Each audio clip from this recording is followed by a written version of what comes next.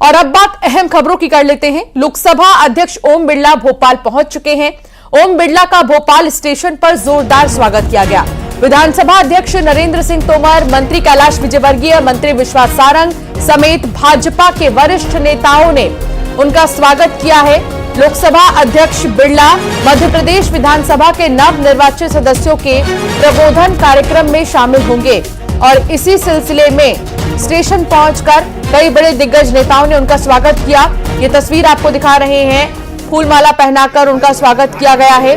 प्रबोधन कार्यक्रम में वो शामिल होंगे और आज ओम बिरला का स्वागत रेलवे स्टेशन पर कुछ इस तरीके से किया गया। यहां पर कैलाश विजयवर्गीय भी मौजूद रहे।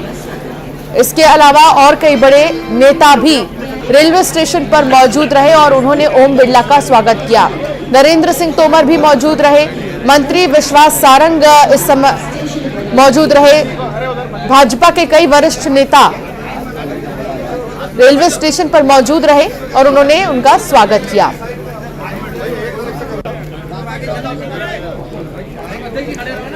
तो लोकसभा अध्यक्ष ओम बिरला का स्वागत किया गया और माननीय जितने भी वहां पर हैं वो मौजूद थे और उन्होंने उन्हें बुके देकर फूलमाला पहनाकर उनका स्वागत किया। शैलेंद्र भदौरिया संवाददाता साथ जुड़ गए हैं। शैलेंद्र, आज बेहद खास दिन है और ओम बिरला एक तरह से आज मास्टर के रूप में देखे जाएंगे, जहां वो नवनिर्वाचित जितने भी नेता हैं उनको कई गुर सिखाएंगे, सदन के बारे में बताएंगे। क्या जानकारी आपके पास? बिल्कुल बिल्कुल, आपने ठीक कहा कि आज मध्य प्रदेश के माननीयों की पाठशाला लगने वाली है और उस पाठशाला के मास्टर जो है वो लोकसभा के अध्यक्ष हैं, वो रहने वाले हैं ओम बिरला जी। वो यहाँ पहुंच चुके हैं। तमाम जो नेता हैं उनके स्वागत के लिए पहुंचे थे।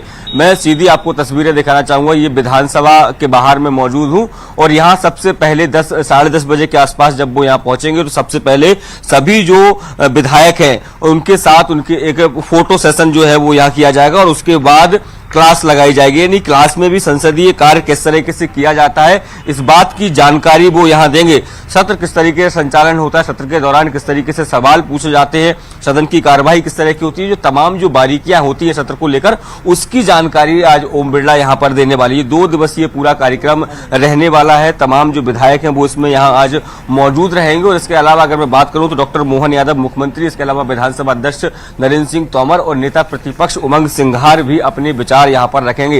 यानी कहीं ना कहीं जो माननीय यहाँ पहुंचे हैं, देखिए अधिकांश विधायक पुराने विधायक हैं और पहले भी विधानसभा की कार्रवाई में शामिल रहे हैं, लेकिन बहुत सारे ऐसे लोग भी हैं जो पहली बार विधायक बनकर यहाँ पहुंचे हैं। उनको सदन की कार्रवाई के बारे में अभी बहुत ज्यादा जानकारी नहीं है। देखिए पहला सत्र जरूर आयोजित हुआ था लेकिन ये औपचारिक सत्र था, केवल पहला सत्र, केवल शपथ ग्रहण और इसके अलावा जो परिचयात्मक सत्र था। लेकिन अब आने वाले समय में चाहे वो बजट सत्र की बात हो या दूसरे जो सत्र है वो आयोजित होने हैं, तो ऐसे में जो नए नवेले विधायक है वो किस तरीके से इन सत्रों में शामिल हो सकते हैं, किस तरह की भाषा शैली का प्रयोग करना होता है, संसदीय कार्य किस तरीके से होते हैं, सवाल जवाब किस तरीके से होते हैं, तो इस सदन की जो तमाम बारीकियां हैं वो सिखाने का काम जो है वो ओम बिरला द्वारा किया जाएगा। तो ये 2 दिवसीय सत्र है। ओम बिरला भोपाल पहुंच चुके हैं।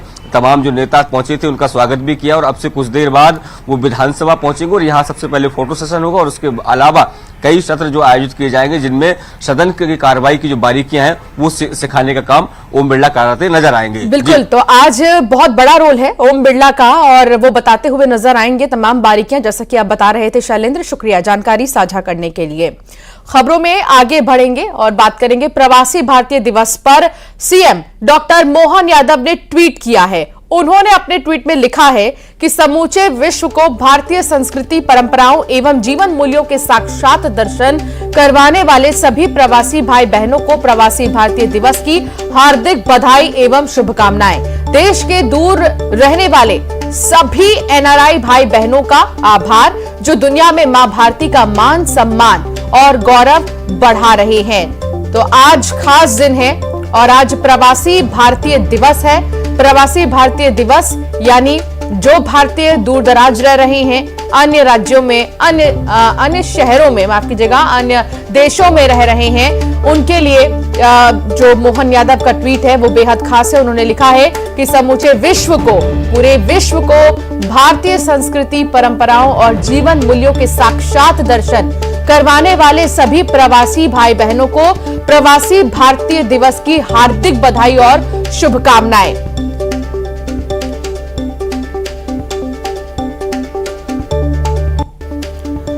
चलिए खबरों में आगे बढ़ेंगे, बात करेंगे बैतूल की, जहां बैतूल के सबसे पुराने सापना डैम की एक नहर फूटने से अब तक कई खेत तालाब में तब्दील हो चुके हैं, लेकिन सिंचाई विभाग अपनी लापरवाही का ठीकरा किसानों पर थोप रहा है। सिंचाई विभाग ने किसानों पर ही नहर फोड़ने का आरोप लगाते हुए किसी भी तरह का मुआवजा देने से इनकार कर दिया। मामला बैतूल के भरकावाड़ी और भोगी टेढ़ा गांव का है। गेहूं, चने और गन्ने की फसलें बर्बाद हो चुकी हैं। किसानों को लाखों का नुकसान हो चुका है। किसानों के मुताबिक जब नहर फूटी उस समय सिंचाई विभाग का कोई भी कर्मचारी मौजूद नहीं था। किसानों के मुताबिक सिंचाई विभाग नहरों का मेंटेनेंस नहीं करता। नहरों में कचरा भरा रहता है और किनारे क्षतिग्रस्त हैं, जिससे बड़ा नुकसान हुआ है, लेकिन सिंचाई विभाग के अधिकारी इसे अपने विभाग की लापरवाही नहीं मान रहे। उनके मुताबिक किसान नहर को तोड़कर पानी लेते हैं, इसलिए नुकसान हुआ है। रही मुआवजे की बात, तो इसके लिए कोई प्रावधान नहीं है, ये सीधे तौर पर सिंचाई विभाग का कहना है। अब ये तस्वीर भी आप देख रहे हैं किस तरीके से नहर के टूटने की तस्वीर आई है और इसके लिए सिंचाई विभाग उल्टा किसानों को जिम्मेदार बता रहा है। गेहूं की फसल लगी थी, मेरी 4 एकड़ की पूरी फसल बर्बाद हो गई है और इनने रात के 11 बजे की नहर फूटी वाली सुबह 11 बजे बंद करी उसको। और ना इनका कोई अधिकारी मौजूद था, यहाँ चौकीदार ना पटवारी कोई मौजूद नहीं था, ना नहर की साफ़ सफाई करके और सब दूर की नहर बंद करके एक ही नहर में पूरा पानी चला रहे थे। उनको 4 दिन से रोज़ बोल रहे थे कि इसमें पानी बहुत ज़्यादा हो रहा है, संभल नहीं रहा है, तो कोई आके देखने को तैयार नहीं था। क्योंकि किसान लोग है ना डायरेक्ट कैनाल में कट लगा के पानी लेते हैं और बंद करते टाइम थोड़ा बहुत मामूली व्यवस्था उसे बंद कर देते हैं। उस दिन वहाँ चूँकि हल्की सी बारिश हुई थी तो अन्य किसानों ने पानी नहीं लिया, इस कारण से वो जहाँ से किसान सिंचाई के लिए पानी लेता था उसी जगह से वो उसके खेत में पानी चला गया और मेरे स्टाफ ने दूसरे दिन दोपहर तक है ना उसको ठीक भी कर दिया था। और अब बात रतलाम की होगी, जहां एक बार फिर कलेक्टर भास्कर लाक्षकार की संवेदनशीलता देखने को मिली है। बड़ी संख्या में विरोध करने पहुंचे आदिवासियों के साथ कलेक्टर ने जमीन पर बैठकर उनकी समस्या सुनी है। आदिवासी समाज के लोग अपने 2 साथियों के जिला बदर के फैसले का विरोध करने पहुंचे थे। इसी दौरान कलेक्टर भी उनके साथ जमीन पर ही बैठ गए। आप देख रहे हैं कोर्ट में ये कलेक्टर नजर आ रहे हैं चश्मा लगाए हुए। ये कलेक्टर साहब है जो लोगों की समस्याएं सुनने के लिए जमीन पर बैठ गए और पूरे मामले को सहजता से समझा। पहले इतना ही नहीं, कलेक्टर ने आश्वासन दिया कि न्यायालयीन प्रक्रिया में वो हस्तक्षेप नहीं कर सकते हैं, इसके लिए उन्हें उच्चतम कोर्ट में याचिका दायर करनी होगी। इसके बाद आदिवासी समाज के लोग भी मान गए। विरोध करने पहुंचे लोग कलेक्टर की इस सहृदयता के कायल हो गए।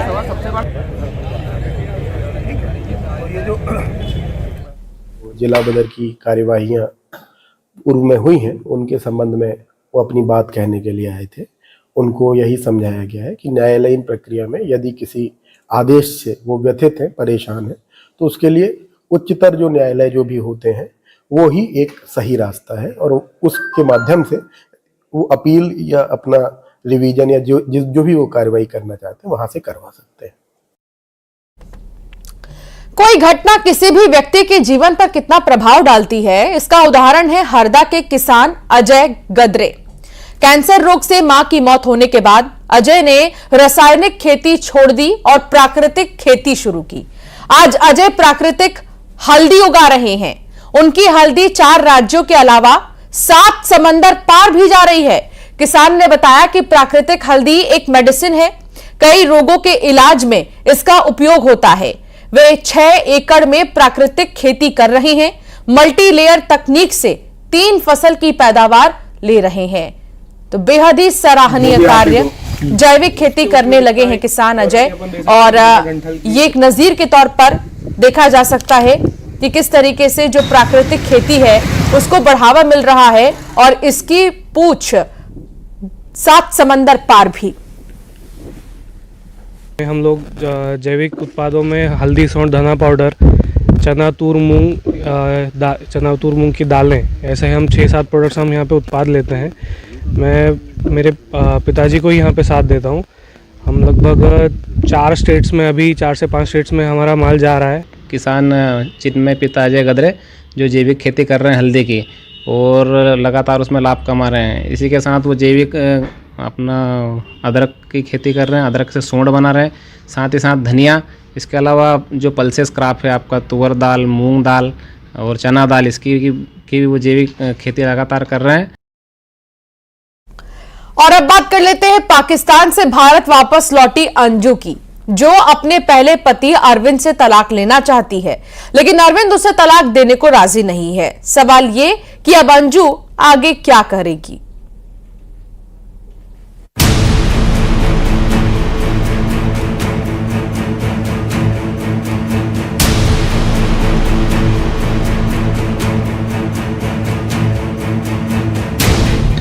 पाकिस्तान से भारत लौटी अंजू की कहानी में बड़ा मोड़ आ गया है। अंजू ने अपने पूर्व पति अरविंद से तलाक की अर्जी दाखिल कर दी है,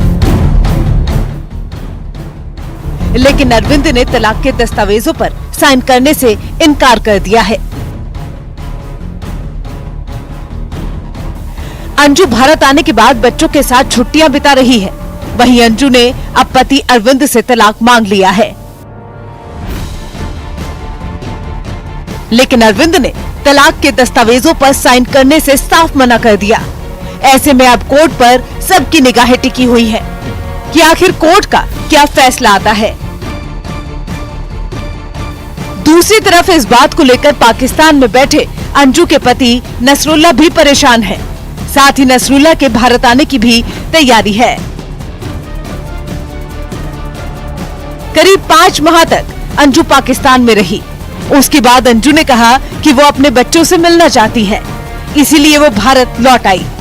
अंजू का कहना है कि वो अपने बच्चों को अपने साथ रखना चाहती है। भारत आने के बाद शुरुआत में वो मीडिया से बचती हुई दिखाई दी, लेकिन बाद में खुलकर सामने आई और मीडिया के सभी सवालों का जवाब दिया।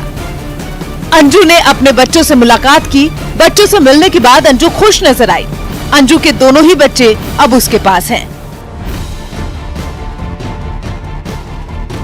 एक तरफ अंजू भारत में है और अरविंद से तलाक चाहती है, तो वहीं दूसरी तरफ नसरुल्लाह ने बताया कि वो भारत आने की तैयारी कर रहा है। 2 महीने में वो भारत आएगा, इसके लिए उसने वीजा अप्लाई कर दिया है। इसके साथ उसने सोशल मीडिया में चल रही अटकलों को खारिज कर दिया है कि अंजू मां बनने वाली है। खबरों के मुताबिक नसरुल्लाह ने कहा है कि अगर अंजू प्रेग्नेंट होती तो वो उन्हें भारत नहीं आने देते। नसरुल्लाह का कहना है कि उसे अंजू की फिक्र है। करीब 5 महीने पाकिस्तान रहकर वापस भारत लौटी राजस्थान के भिवाड़ी की रहने वाली अंजू की लव स्टोरी भी किसी फिल्मी कहानी से कम नहीं। वो बिना किसी को बताए पिछले साल अपने फेसबुक फ्रेंड नसरुल्लाह से मिलने के लिए पाकिस्तान चली गई थी। वहाँ उसने नसरुल्लाह से निकाह भी कर लिया। फिलहाल अमृतसर के वाघा बॉर्डर से भारत लौटी अंजू अभी अपने बच्चों के साथ समय बिता रही है। अंजू और अरविंद के 2 बच्चे हैं, एक बेटी और एक बेटा। बेटी जहां 15 साल की है तो वहीं बेटा 6 साल का है। अंजू का कहना है कि वो बच्चों की खातिर ही भारत वापस लौटी है। वह उन्हें अपने साथ रखना चाहती है। लेकिन अंजू की कहानी में एक के बाद एक कई मोड़ आते रहे हैं। अंजू अपने पति अरविंद से तलाक चाहती है, लेकिन अरविंद ने साफ मना कर दिया है। वो अपने बच्चों को अपने साथ रखना चाहता है, लेकिन अंजू चाहती है कि उसके बच्चे उसके साथ रहें।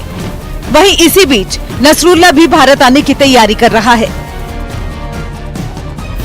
ऐसे में अब सवाल ये है कि आखिर अंजू का क्या होगा? क्या अंजू को अरविंद तलाक देने को राजी हो जाएगा? क्या अंजू अपने बच्चों को अपने साथ रख पाएगी? ये वो तमाम सवाल हैं जिनके जवाब मिलना अभी बाकी है। Bureau report, news 18। राजधानी के बीटीआई मैदान में आयोजित गोंडवाना महोत्सव का मेन गेट राम मंदिर के थीम पर तैयार किया गया है। इसके साथ अंदर मेन स्टेज को राम दरबार थीम पर डेकोरेट किया गया है। 40 कलाकारों ने मिलकर 8 दिन में मंदिर और राम दरबार को डिजाइन किया है। जायजा लिया हमारी संवाददाता तनु वर्मा ने। अयोध्या में 22 जनवरी को राम मंदिर में प्राण प्रतिष्ठा होगी और इसको लेकर राजधानी रायपुर में भी खासा उत्साह जो है वो देखने को मिल रहा है। और इसी कड़ी में राजधानी के बीटीआई ग्राउंड में आयोजित गोंडवाना महोत्सव की थीम भी राम मंदिर पर रखी गई है। मेरे पीछे आप देख सकते हैं कि राम मंदिर के थीम पर इस महोत्सव के मेन गेट को तैयार किया गया है और इसके साथ ही अंदर का जो मेन स्टेज है उसे राम दरबार के थीम पर डिजाइन किया गया है। इस मेन गेट की साइज की हम बात करें तो इस मेन गेट की साइज 40 फीट और लंबाई जो है वो 100 फीट है और बंगाल के कारीगरों ने इस मेन गेट को बनाने के लिए भगवा कपड़ा, बांस, लकड़ी और थर्माकोल का इस्तेमाल किया है और लगभग 40 कारीगरों के द्वारा 8 दिन में ये बेहद ही सुंदर मेन गेट और राम दरबार जो है वो तैयार किया गया है और बेहद ही आकर्षक तरीके से इसे डिजाइन किया गया है। कैमरा पर्सन राजेंद्र सिंह के साथ तनु वर्मा, न्यूज़ 18 छत्तीसगढ़ रैप। तो 22 जनवरी को प्राण प्रतिष्ठा है और इसकी रौनक पूरे देश में आप देखेंगे और एक एक तस्वीर हम आपको दिखाते रहेंगे। एक छोटे से ब्रेक के लिए यहां पर रुकना होगा। खबरों का सिलसिला लगातार जारी रहेगा।